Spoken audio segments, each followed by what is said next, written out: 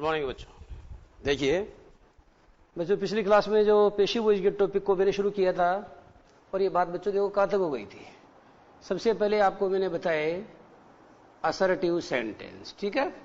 Assertive sentence का active से पेशिव कैसे बनता है ये बात आपको समझाई जा चुकी है, ठीक है। और बच्चों आपको ये भी कहा था कि जो असर्टिव सेंटेंस होते हैं they are of two types, वो दो प्रकार के होते हैं। अगर बच्चों उनमें किसी बात को अफर्म किया जाता है, मेरा मतलब अगर किसी बात को उसमें जो है स्वीकारा जाता है, then we call them to be affirmative sentences, either affirmative और पॉजिटिव सेंटेंसेस कहते हैं उन्हें, ठीक है। लेकिन बच्चों अगर उनमें नो का भाव है, अगर उनमें नो मानी नॉट, अगर नकारात्मक है तो हम उनको नेगेटिव कहते हैं। क्लियर हो गया है। इसके बाद में बच्चों दूसरे नंबर पे हमने आपको समझाया इंटेरोगेटिव सेंटेंस। कैसे सेंटेंस बताए? इंटेरोगेटिव। ये भी बच्चों आपको दो प्रकार के बताए थे। तो इंटेरोगेटिव सेंटेंस में क्या बताया था? ये भी बच्चों दो प्रकार के थे। कौन कौन से? एक तो बच्चों वो जो HV से शुरू होते हैं, मेरा मतलब हेल्पिंग वर्ब से शुरू होते हैं, ऑक्सिलरी वर्ब से शुरू होते हैं, और एक बच्चों वो होते हैं जो किसी WH वर्ड से शुरू होते हैं। तो इस तरीके से आपको मैंने बच्चों इंटेरोगेटिव सेंटेंस भी दो प्रकार के बताए। तीसरे नंबर पे बच्चों मैंने आपसे जो बात की थी वो क्या था? वो थे इंपेरेटिव सेंटेंस। वही अपनी बात चल रही थी, ये है इंपेरेटिव। तो आपको कहा गया कि इंपेरेटिव सेंटेंस को हिंदी में कहते तो हम क्या हैं? अज्ञार्थक वाक्य बोलते हैं। इंपेरेटिव सेंटेंसेस को बच्चों हिंदी में कहा तो क्या जाता है? अज्ञार्थक वाक्य। लेकिन एक बात आप अच्छे समझ लीजिए कि ये जो अज्ञार्थक वाक्य होते हैं बच्चों, ये क्या होते हैं कि इनमें सिर्फ आज्ञा का भाव नहीं होता। आपको बताया था इनमें तीन प्रकार के भाव होते हैं, O, R, A। क्लियर है? सेंटेंस में बच्चों ऑर्डर का भाव हो सकता है, सेंटेंस में रिक्वेस्ट का भाव हो सकता है, और सेंटेंस में बच्चों किसका भाव हो सकता है? और सेंटेंस में एडवाइस का भाव हो सकता है। और बच्चों कई बार सेंटेंस नेगेटिव होता है, तो ऐसे सेंटेंस में क्या करते हो आप? प्रोहिबिशन का भाव भी मान सकते हो। किसका मान सकते हो? प्रोहिबिशन का भी मान सकते हो। हालांकि ये अपने आप में अलग नहीं है। जो प्रोहिबिशन का भाव है बच्चों, ये अपने आप में क्या नहीं है? ये अपने आप में अलग नहीं है, अर्थात ये भी इन्हीं में क्या है? अंतर्वलित है। इतनी बात समझ में आ गई है। अब बच्चों बात यह है कि कैसे पहचाना जाएगा। तो आपको हमने कहा इंपेरेटिव बच्चों ऑर्डर वाले सेंटेंस वो होते हैं जो हमेशा, ध्यान दो, जो हमेशा वर्ब की फर्स्ट फॉर्म से शुरू होते हैं। इनका सब्जेक्ट यू होता है, यू, लेकिन वो होता है अंडरस्टूड होता है। क्या होता है बच्चों जरा बताना? अंडरस्टूड होता है। आ गई बात समझिए। ऑर्डर वाले सेंटेंसेस वे होते हैं which always begin with the first form of the main verb, जो बच्चों मेन वर्ब की फर्स्ट फॉर्म से स्टार्ट होते हैं, और उनका जो सब्जेक्ट होता है that's always you second person. वह हमेशा बच्चों यू होता है, सेकंड पर्सन होता है, but that is never expressed, that is always understood. लेकिन वो बच्चों कभी भी एक्सप्रेस्ड यानी प्रकट नहीं होता है, बल्कि वो हमेशा अंडरस्टूड यानी अप्रकट होता है। इतनी बात समझ में आ गई है। जैसे ओपन द डोर, तो ऑर्डर है इसमें, ओपन द डोर। अब बच्चों दूसरी बात और करेंगे आपसे। अब बच्चों प्रश्न ये है कि एडवाइस की स्थिति क्या है? तो बच्चों इसकी स्थिति भी यही है, सेम स्थिति यही है। अब अंतर कैसे होगा? अंतर बच्चों सेंटेंस की मीनिंग पर डिपेंड करेगा। जैसे मैंने आपका नेवर टेल ए लाई, झूठ कभी मत बोलो, तो सलाह है बच्चों, साफ साफ दिखाई दे रही है, ऐसी आदेश थोड़ी है। मैंने आपको अवॉइड बैड कंपनी, बुरी संगत से बच्चों, ये कोई आदेश थोड़ी है, ये तो बच्चों क्या है? सलाह है।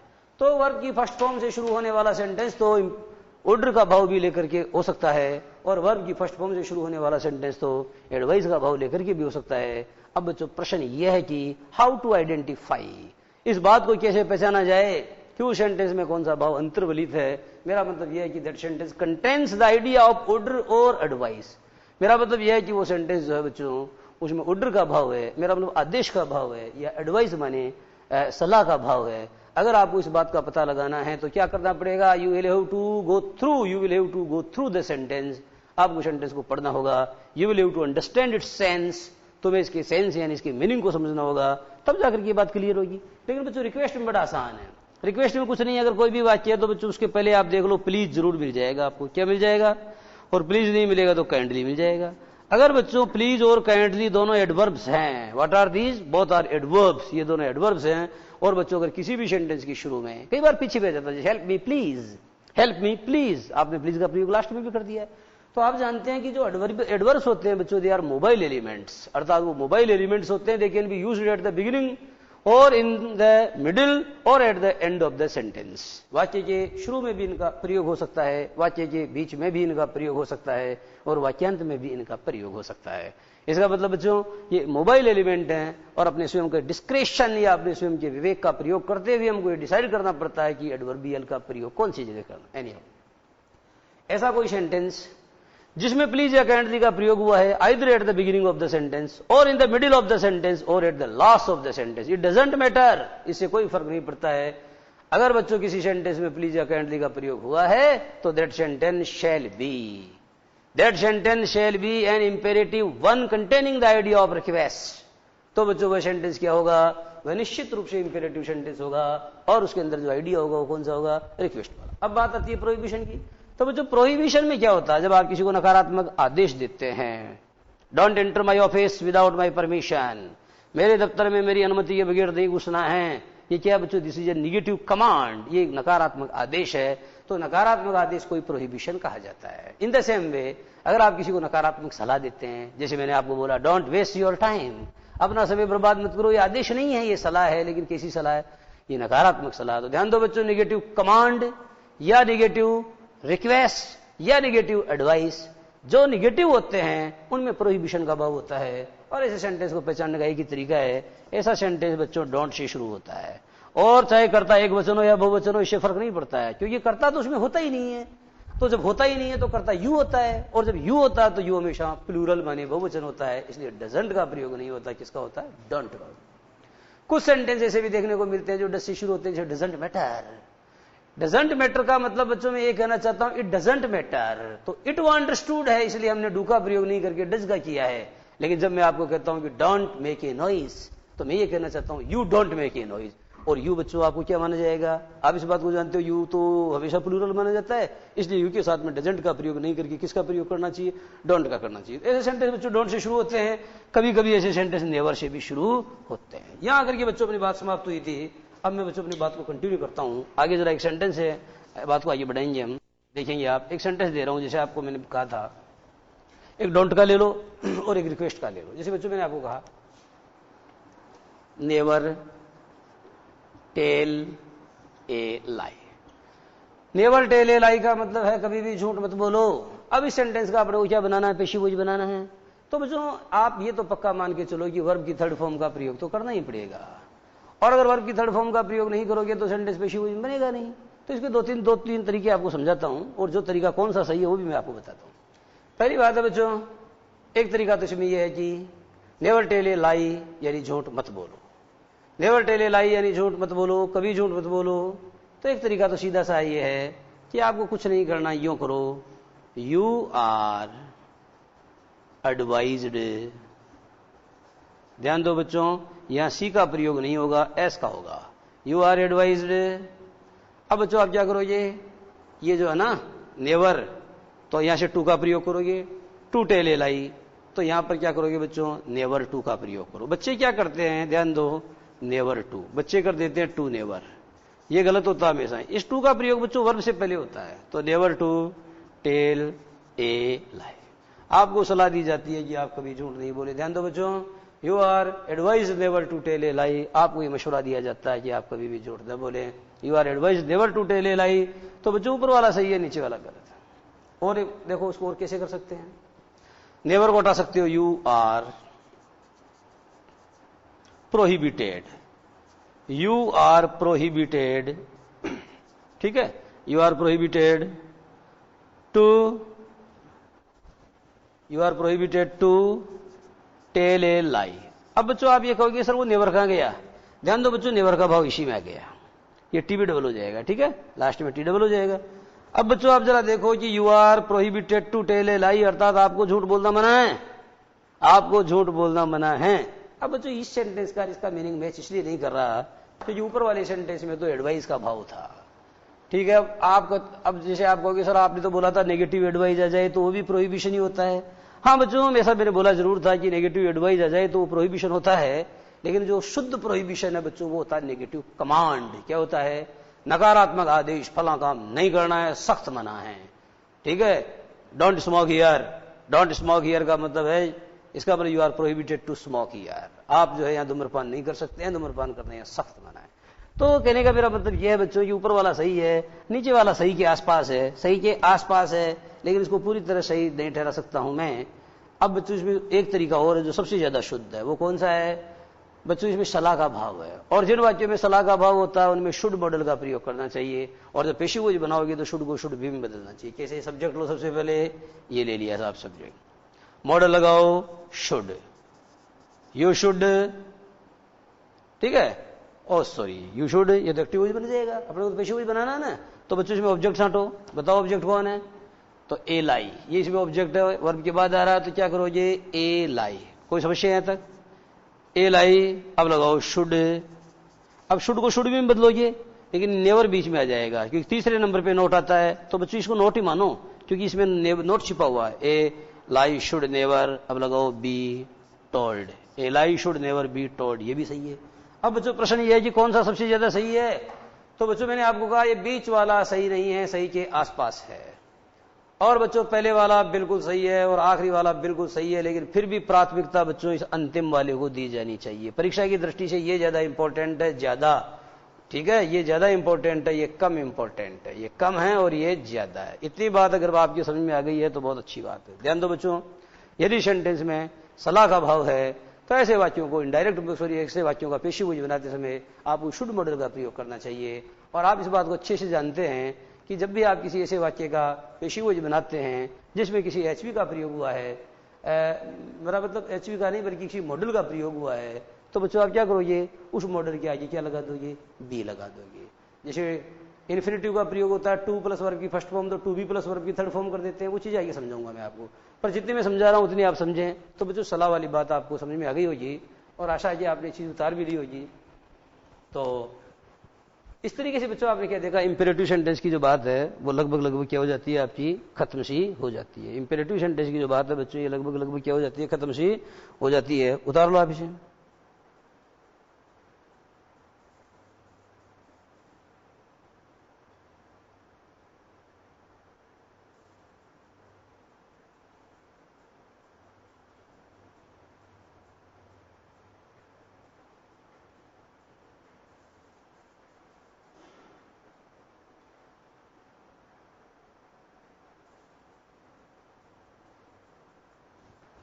अब बच्चों जैसे मैंने आपको कहा डोंट स्टैंड देयर प्लीज, ध्यान देना, दो प्रकार से सेंटेंस दूंगा। अगर आपको कहा कि डोंट स्टैंड देयर प्लीज, यानी कृपया वहां खड़े मत हो, तो प्लीज आ गया तो आपको क्या करना पड़ेगा, यू आर रिक्वेस्टेड टू। ध्यान दो बच्चों, यू आर रिक्वेस्टेड टू। अंतर समझना आप, एक बार डोंट वाला और एक साधारण अंतर बताता हूं। एक तो बच्चों मैंने आपको कहा, जैसे मैंने आपको कहा कि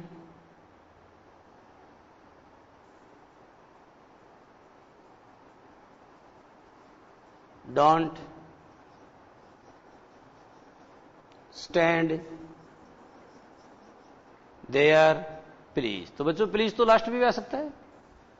अब ये लास्ट में आ सकता है तो भी आपको इसको पेशीबुझ बनाने से भी आगे लेना पड़ेगा, और प्लीज को किससे रिप्लेस करना पड़ेगा, you are requested, you are requested. अब बच्चों इस डोंट की जगह किसका प्रयोग करोगे, टू स्टैंड का नहीं करोगे बच्चों, यहां पर क्या करोगे, यहां नॉट टू का प्रयोग होगा। बच्चे क्या करते हैं बच्चों, जरा ध्यान देना, नॉट टू, और बच्चे क्या कर देते हैं, टू नोट कर देते हैं। क्या कर देते हैं, टू नोट कर देते हैं। नीचे वाला गलत, ऊपर वाला सही। You are requested not to stand, ठीक है, देयर। अब आपको सर प्लीज, बच्चों प्लीज को हमने क्या किया है, यू आर रिक्वेस्टेड, ये जो है ना यू आर रिक्वेस्टेड टू, इसको इससे हमने प्लीज को रिप्लेस कर दिया, इसलिए प्लीज तो इसमें से हट जाएगा। डोंट स्टैंड देयर प्लीज अर्थात कृपया वहां पर क्या मत हो, कृपया वहां पर खड़े मत हो। तो ये सेंटेंस भी बच्चों आपको अच्छे समझ में आ गया है। अब आपको आगे वाली बात समझाता हूं। अब बच्चों लिखेंगे आप लेट से शुरू होने वाले वाक्य। आगे वाला जो पॉइंट है बच्चों आपका देखो, असर्टिव सेंटेंस आपको बता दिए हमने, उसके बाद क्या बता दिए, इंटेरोगेटिव सेंटेंस आपको बता दिए हमने, और क्या बता दिए, इंटेरोगेटिव के बाद बच्चों इंपेरेटिव सेंटेंस आपको बता दिए हमने, और मॉडल के बारे में बता ही दिया बच्चों। मॉडल में कुछ नहीं है, किसी भी सेंटेंस में मॉडल का प्रयोग हो रहा तो उसके आगे बी लगाना है।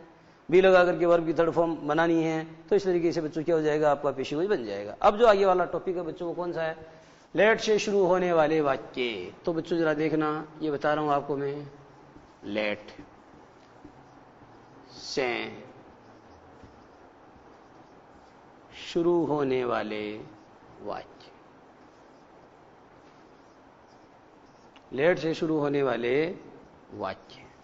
तो बच्चों ये देखो आप कि लेट से शुरू होने वाले वाक्य, आप ये कहोगे का प्रयोग तो एक्टिव वॉइस में होता ही नहीं है, पेशिव वॉइस में होता है। बात तो सही है कि एक्टिव वॉइस के किसी भी सेंटेंस को जब हम पेशिव वॉइस में बदलते हैं तो हम लेट का प्रयोग करते हैं, लेकिन बच्चों कुछ सेंटेंस ऐसे भी होते हैं जिनका प्रयोग एक्टिव वॉइस में होता है और वो लेट से शुरू होते हैं। वैसे लेट शब्द का मतलब क्या होता है, पहले इसको आप जरा ध्यान से समझो। एक चीज मैं आपको क्लियर कर दूं, इस लेट शब्द को जरा ध्यान से देखो बच्चों। लेट यानी क्या होता है, पहली बात बच्चों एक वर्ब है, इसका मतलब होता है अलाउ, ALLOW, या होता है परमिट।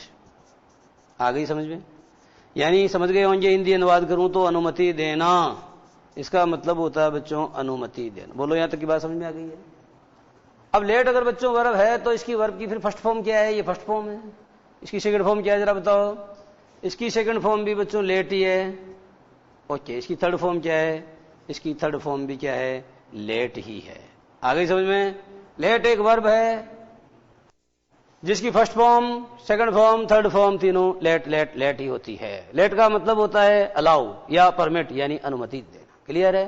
अब लेट के बारे में बच्चों एक विशेषता और है, वो भी समझ लो। इधर देखो, जैसे मैंने कहा कि लेट मी गो नाउ, ध्यान देना बच्चों, अब मुझे जाना है। दूसरा allow me to go now. तीसरा सेंटेंस है बच्चों permit me to go now. फर्क समझ में आ जाना चाहिए, क्या फर्क समझाना चाह रहा हूं मैं, ध्यान दो बच्चों, please look at the board. Board के ऊपर ध्यान दो बच्चों, बोर्ड को इस पे देखो आप और ध्यान से मेरी बात को समझने की कोशिश करो। तीन शब्द बोले हैं, लेट यानी अनुमति देना, अलाउ यानी भी अनुमति देना, और बच्चों परमिट यानी भी अनुमति देना। अब बात यह है कि डिफरेंस क्या है। बात बच्चों जरा आप देखना, जब आप अलाउ का प्रयोग करते हो, अलाउ मी, तो गो नहीं टू गो टू का प्रयोग हो रहा है। परमिट मी तो गो नहीं टू का प्रयोग हो रहा है। लेकिन लेट मी, यहां बच्चों देखो टू का प्रयोग नहीं हो रहा है, नहीं हो रहा है, और यहां हो रहा है, यहां हो रहा है।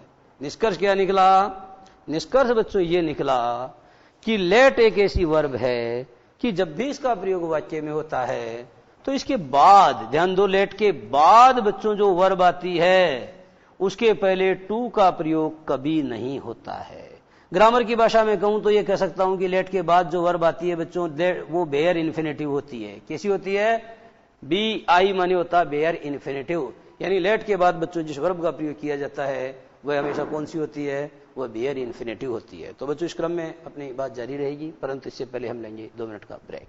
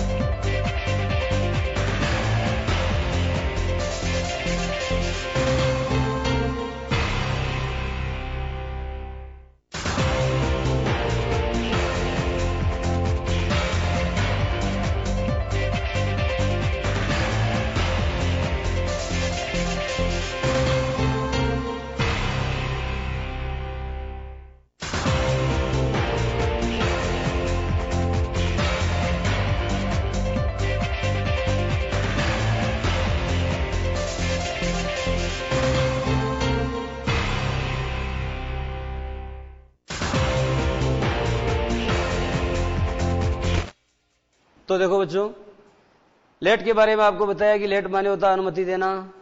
लेकिन बच्चों लेट यानी अनुमति देना, अलाउ यानी भी अनुमति देना। लेकिन जब आप अलाउ का प्रयोग करते हो तो बोलते हो allow me to go now, to का प्रयोग करते हो। परमिट का प्रयोग करते हो तो permit me to go now, to का प्रयोग करते हो, लेकिन जब लेट का प्रयोग करते हो let me to go now नहीं बोलते हो, लेट मी गो नाउ बोलते हो। ये ध्यान देने लायक बात है।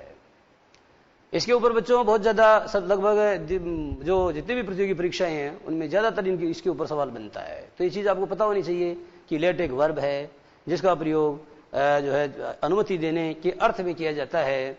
और बच्चों ये जो है ना अनुमति देने या कभी कभी अनुमति लेने दोनों के अर्थ में किया जाता है। और लेट की बच्चों first form, second form, third form क्या होती है? लेट लेट होती है, कभी भी लेट, लेटेड, लेटेड ऐसे नहीं बोलनी चाहिए। इतनी बात समझ में आ गई?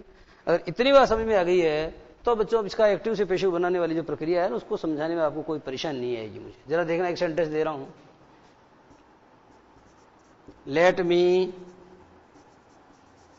Answer the question, late me answer the question. ये सेंटेंस बच्चों मैंने आपको दिया, late me answer the question यानी मुझे इस क्वेश्चन का आंसर देने दो। इसका मतलब हुआ बच्चों, देखो मी यानी क्या होता है? मुझे। आंसर मानी आंसर देने, द क्वेश्चन मानी सवाल का, और लेट का मतलब होता है दो। अब आपको सर दो का मतलब आपने तो अनुमति देना बताया था। अरे बच्चों यही तो बात हुई ना कि मुझे इस सवाल का आंसर देने दो, यानी मुझे इस सवाल का आंसर देने, ये अनुमति दो। बात यह है मुझे जाने दो, इसका मतलब यह है कि मुझे जाने की अनुमति दो। तो यहां जब हम कहते हैं कि मुझे जाने दो यानी मुझे जाने की अनुमति दो, तो उसी तरीके से late me answer the question का मतलब होता है मुझे इस सवाल का जवाब देने दो, अर्थात मुझे अनुमति दो कि मैं इस सवाल का जवाब। क्लियर है? अब जो पेशेवर कैसे बनेगा? मुझे इस सवाल का जवाब देने दो या इस सवाल का जवाब मेरे द्वारा दिया जाने दो, इस सवाल को मेरे, इस प्रश्न को मेरे द्वारा उत्तरित होने दो, इस प्रश्न को मेरे द्वारा उत्तरित होने दो। अब बच्चों छांटो इसमें क्या है? देखो late me answer the question, तो सबसे पहले आप क्या करोगे बच्चों? ये जो लेट है ना ये अपनी जगह रहेगा, ये लगा दिया लेट। अब बताओ ऑब्जेक्ट क्या है? तो आप जानते हो वर्ब के बाद आता है, तो लेट द क्वेश्चन, ये ऑब्जेक्ट आ गया। लेट द क्वेश्चन, फिर क्या आता है इसके बाद में? बी बाहर से लाते हो। लेट के साथ में बी का प्रयोग होता है बच्चों, ध्यान दो, लेट के साथ बी का प्रयोग होता है, मॉडल के साथ बी का प्रयोग होता है, टी ओ टू के साथ टू को टू बी में बदलते हैं। ये ध्यान देने वाली बात है। यदि एक्टिव वॉइस में टू का प्रयोग हो रहा है टीओ, तो पेशिव वॉइस में टू भी बनाना चाहिए। यदि उस किसी मॉडल का प्रयोग हो रहा है तो पेशिव वॉइस में मॉडल के बाद में बी का प्रयोग करना चाहिए। और यदि एक्टिव वॉइस में बच्चों लेट का प्रयोग हो रहा है तो लेट के बाद बी आएगा। Let the question be. अब वर्ब की थर्ड फॉर्म क्या हो जाएगी? आंसर। तो ये बच्चों आंसर में क्या लगा दो? ईडी करके इसको थर्ड फॉर्म बना दो। Late the question be answered, late the question be answered by. अब बच्चे क्या करते हैं? मी को आई में बदलेंगे, तो ये बच्चों मी को आई में बदल दिया। जरा गौर फरमाओ सेंटेंस जो मैंने बोर्ड में लिखा है, अगर कुछ गलती हो जाए तो मेरी गलती दुरुस्त कर देना आप, ठीक है बच्चों? अगर गलती हो जाए तो क्या कर देना? मेरी गलती दुरुस्त कर देना।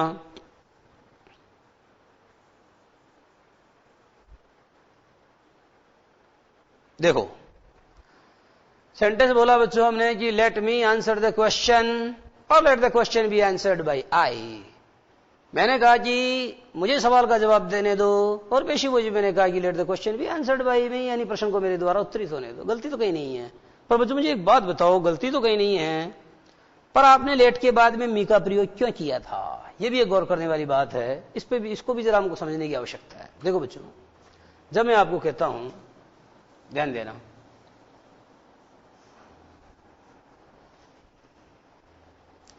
गिव शी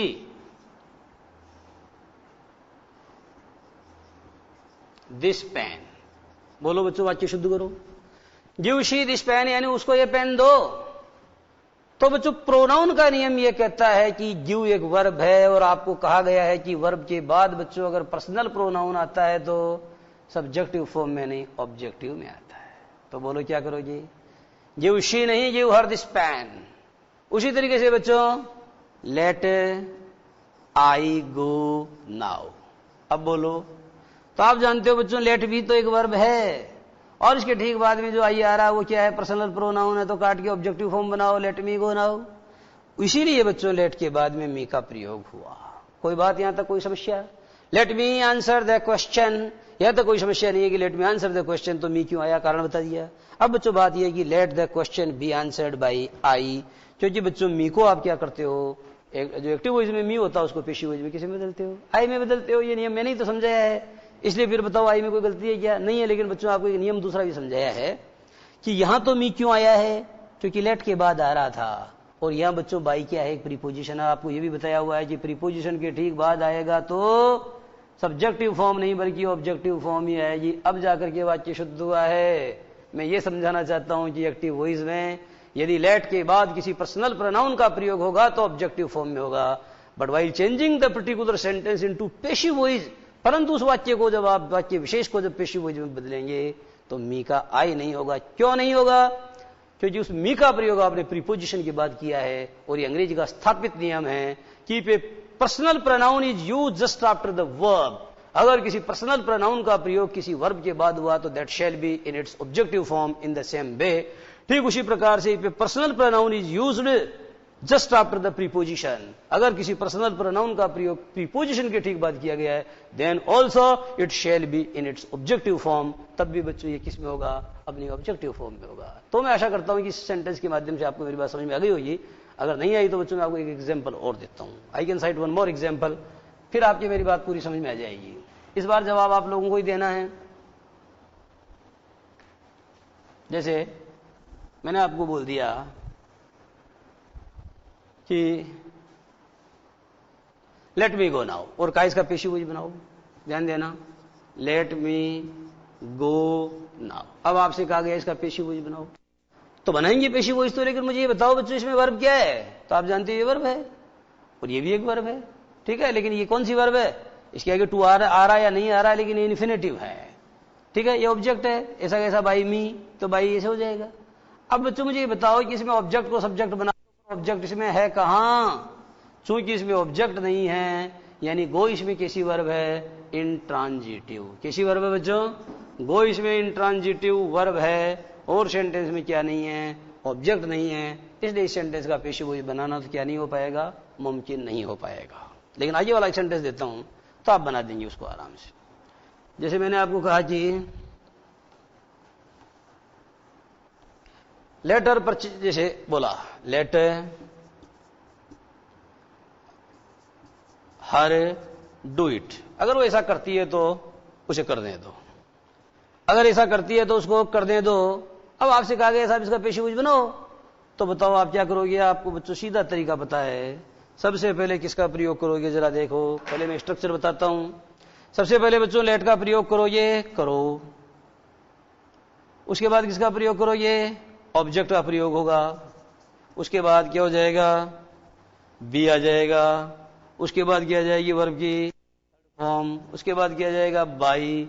और उसके बाद बच्चों वो वापस सब्जेक्ट आ जाएगा, जिसको अब आप क्या बोलोगे? एजेंट बोलोगे। क्लियर है? कोई दिक्कत यहां तक? तो बताओ, please put the values in the formula. तो बच्चों लेट की जगह लेट, ऑब्जेक्ट क्या है? यहां पर है ऑब्जेक्ट तो वर्ब के बाद, तो लेट इट है। बी लगाओ, ये बी। डू की थर्ड फॉर्म क्या हो जाएगी? Let it be done by. अब बताओ ये यहां जाएगा तो हर शी में बदलेगा कि नहीं बदलेगा? ये बिल्कुल नहीं बदलेगा। ये पहले ही बता दिया मैंने आपको, क्योंकि यहां भी ऑब्जेक्टिव फॉर्म में आएगा क्योंकि वर्ब के बाद आ रहा है, और ये यहां भी ऑब्जेक्टिव फॉर्म में आएगा क्योंकि किसके बाद आ रहा है? प्रीपोजिशन के बाद आ रहा है। तो बच्चों इस तरीके से आपने क्या देखा कि जो लेट से शुरू होने वाले वाक्य है उनका पेशी वॉइस आपको बनाना आ गया है ना। ये तो बहुत खुशी की बात है। अब बच्चों मैं आपको आगे जो है जो इन्फिनेटिव वाले सेंटेंस हैं उनका एक्टिव से पेशिव बनाना सिखा रहा हूं। देखेंगे आप इन्फिनेटिव वाले सेंटेंसेस का एक्टिव से पेशिव बनाना क्या होता है। इन्फिनेटिव ये भी आपको समझने की आवश्यकता है। देखो बच्चों, शब्द आ रहा है इन्फिनेटिव। आप इसको बच्चों टू इन्फिनेटिव भी कह सकते हैं। इन्फिनेटिव और ब्रैकेट में कहा मैंने इसको, देखो जरा ध्यान दो, टू इन्फिनेटिव। तो कुछ ऐसे सेंटेंस होते हैं बच्चों जो इन्फिनेटिव या टू इन्फिनेटिव वाले सेंटेंस होते हैं, और ऐसे सेंटेंसेस को भी आप क्या करते हो? एक्टिव से पैसिव में बदलते हो। इन्फिनेटिव या जो टू इन्फिनेटिव वाले सेंटेंसेस होते हैं, ऐसे सेंटेंसेस को भी आप क्या करते हो? एक्टिव से पैसिव में बदलते हो। तो क्या होता है टू इन्फिनेटिव? ध्यान दो बच्चों, जैसे मैंने आपको कहा गो, ये बच्चों वर्ब की फर्स्ट फॉर्म है। अब बोलो बेस्ट फॉर्म है, सेकंड फॉर्म बताओ इसकी। तो आप इसकी सेकंड फॉर्म क्या बताओ? ये वेंट। फिर का इसकी थर्ड फॉर्म बताओ, तो आप बताओ ये गॉन, गो वेंट गॉन। फिर मैंने कहा फोर्थ फॉर्म बताओ, तो आप बताओ ये गोइंग। क्या बताओ? ये गोइंग। फिर मैंने कहा नहीं आप तो फिफ्थ फॉर्म बताओ, तो आप बताओ ये गोज। अब बच्चों एक इन्फिनेटिव फॉर्म होती है जिसको आप क्या मान सकते हो? छठी फॉर्म मान सकते हो, वो हो जाएगी to go. To go, to go का मतलब जाना होता है, टू गो यानी क्या होता है बच्चों, जाना होता है। अब प्रश्न ये है कि इन्फिनेटिव है क्या, तो ध्यान दो, मैं समझाता हूं आपको इन्फिनेटिव क्या है। देखो, एक नियम तो बच्चों ये है कि ध्यान देना, जब भी एक वर्ब और फिर एक वर्ब, जब भी दो वर्ब्स का प्रयोग एक साथ होगा तो दोनों के बीच में टू जरूर आएगा। जैसे आई वांट गो नाउ, शुद्ध करो तो बच्चों ये एक वर्ब है, ये भी एक वर्ब है, तो दोनों के बीच में टू लगा के वाक्य शुद्ध किया जा सकता है। बोलो समझ में आई बात कि नहीं आई?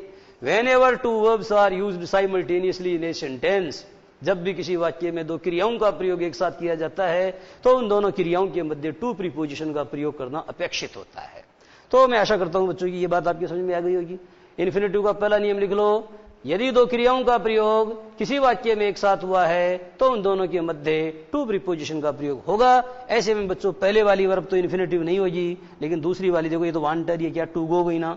जब दूसरी वाली वर्ब के पहले आपने टू का प्रयोग किया तो ये दूसरी वाली वर्ब स्वतः ही क्या कहलाएंगी? ये बच्चों टू इन्फिनेटिव वर्ब कहलाएंगी। क्या कहलाएगी? टू इन्फिनेटिव वर्ब कहलाएगी। एक बात समझ में आ गई है। दूसरी बात और समझाता हूं इन्फिनेटिव के बारे में। दूसरी बात क्या है बच्चों, जरा देखना, जब मैं आपको कहता हूं कि टू गो, तो देखा ना, अनुवाद करता हूं, I want to go now का मतलब क्या है? मैं, ठीक है, अब जाना चाहता हूं। तो बच्चों यहां आपने कहा चाहता हूं, चाह रहा हूं, चाह चुका हूं, चाहूंगा, लेकिन यहां आपने कुछ नहीं बोला, सिर्फ क्या बोला? जाना। इसलिए बच्चों दूसरा निष्कर्ष यह भी है कि इन्फिनेटिव का, ध्यान दो बच्चों, टू प्लस वर्ब की फर्स्ट फॉर्म यानी इन्फिनेटिव का जब हिंदी अनुवाद करते हैं तो उस हिंदी अनुवाद के अंत में ना जरूर आता है। इसलिए आप इसे हिंदी में क्या बोलते हैं? न प्लस अंत बराबर नांत। न प्लस अंत बराबर क्या होता है? नांत। मैं ये कहना चाहता हूं कि इन्फिनेटिव का जैसे आप टू गो जाना, टू प्ले खेलना, खेल रहा खेल चुका, ऐसा अनुवाद नहीं कर सकते हैं। मैं समझ में आ गया? इन्फिनेटिव का जब अनुवाद करोगे तो वाक्य के अंत में ना निश्चित रूप से ध्वनित होगा। ये हिंदी अनुवाद की पहचान।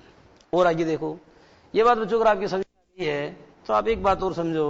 जैसे मैंने आपको कहा कि I want to go now, तो I want to go now, अभी जैसे बच्चों आई लाइक टू स्विम, मैं तैरना पसंद करता हूं। जरा ध्यान दो, सेंटेंस का सब्जेक्ट ये है, ये क्या है? ये वर्ब है। और ये क्या है बच्चों? जब वर्ब के बाद आ रहा है तो ये ऑब्जेक्ट है कि नहीं है? उसी तरीके से देखो, टू वॉक, ध्यान देना, to walk is a good exercise. To walk is a good exercise. बच्चों समझ में आ गया? To walk is a good exercise. इस सेंटेंस में आप क्या समझोगे? इसमें बच्चों आपने ये देखा कि वाक्य के शुरू में क्या आ रहा है? सेंटेंस के सब्जेक्ट के स्थान पर टू वॉक का प्रयोग हुआ है। सेंटेंस के सब्जेक्ट के स्थान पर किसका प्रयोग हुआ है? टू वॉक का प्रयोग हुआ है, या ऑब्जेक्ट के स्थान पर हुआ है। तो सेंटेंस के सब्जेक्ट के स्थान पर या ऑब्जेक्ट के स्थान पर कौन आ सकता है? सिर्फ नाउन आ सकता है। इसलिए बच्चों ये याद रखो कि जो इन्फिनेटिव होता है, ध्यान देना, जो इन्फिनेटिव होता है बच्चों, उसका प्रयोग कहां कहां हो सकता है? जहां जहां नाउन का प्रयोग हो सकता है। इसलिए आप इसको क्या कहलाओगे? क्या कहोगे?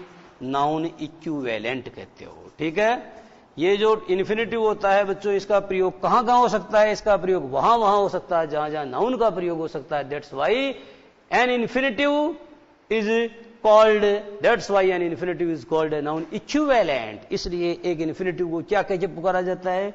Noun equivalent. वैसे मोटी मोटी बात बता दूं बच्चों, देखो, इन्फिनेटिव का प्रयोग हो सकता है सब्जेक्ट के स्थान पर, इसका प्रयोग हो सकता है ऑब्जेक्ट के स्थान पर, इसका प्रयोग हो सकता है कॉम्प्लीमेंट के स्थान पर। मोटी मोटी बात यह है बच्चों, क्योंकि सब्जेक्ट के स्थान पे नाउन आता है और ऑब्जेक्ट के स्थान पे भी नाउन आता है और कॉम्प्लीमेंट के स्थान पे भी नाउन आता है। जहां जहां नाउन का प्रयोग होता है वहां टू इन्फिनेटिव का प्रयोग भी हो सकता है। इसलिए इन्फिनेटिव को हमेशा क्या माना जाता है?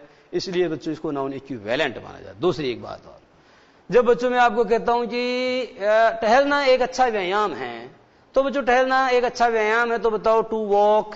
अब मैं यहां पर इज लगाऊं या आर लगाऊं या एम लगाऊं, तो बच्चों आप इस बात को जानो, एम तो आ ही नहीं सकता क्योंकि एम तो आई के साथ आता है। अब बात आती है आर या इज की, तो यहां इज का प्रयोग होगा। इसलिए बच्चों एक निष्कर्ष और निकालो कि टू इन्फिनेटिव हमेशा क्या माना जाता है? जरा बताना बच्चों, सिंगुलर माना जाता है। If an infinitive is the subject of the sentence, अगर किसी सेंटेंस का सब्जेक्ट बच्चों को इन्फिनेटिव है तो that shall always be considered to be singular, उसे हमेशा सिंगुलर माना जाएगा। And that shall be followed by a singular verb, और उसके बाद आने वाली जो वर्ब होती है वह हमेशा सिंगुलर होती है। तो बच्चों इस तरह से आज की बात यही समाप्त, और आगे वाली बात अगली क्लास में। नमस्कार।